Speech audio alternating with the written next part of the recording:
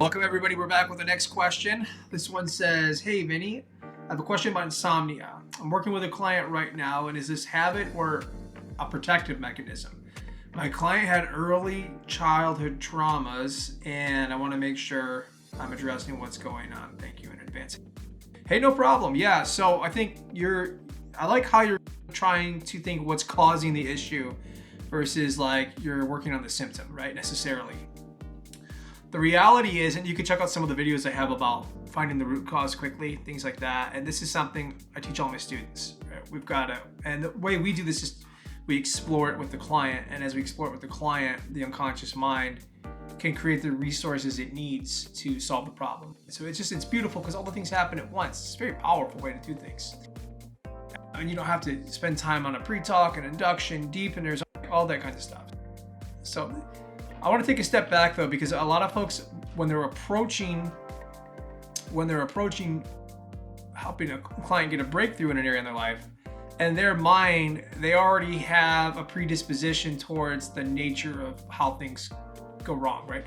Everything could be habit, everything could be a protective mechanism, everything could be early childhood trauma, everything could be anxiety, right? There's a bunch of these out there. There's just a few that come to mind off the top of my head.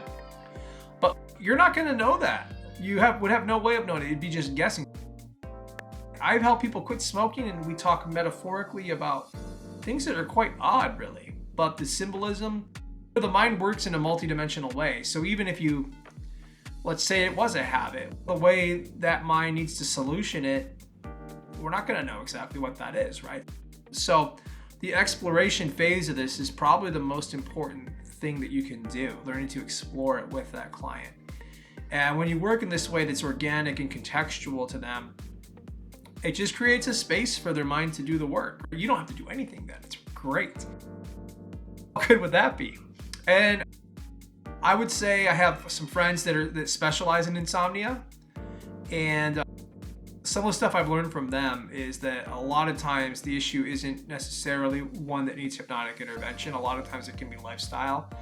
We want to exhaust logic in other areas too, right? I know as hypnotists sometimes, what's that expression? I always get them wrong when I hop on here. Every to a hammer, everything's a nail or something like that. I gotta stop using those. It's not going well, but you get the point, right?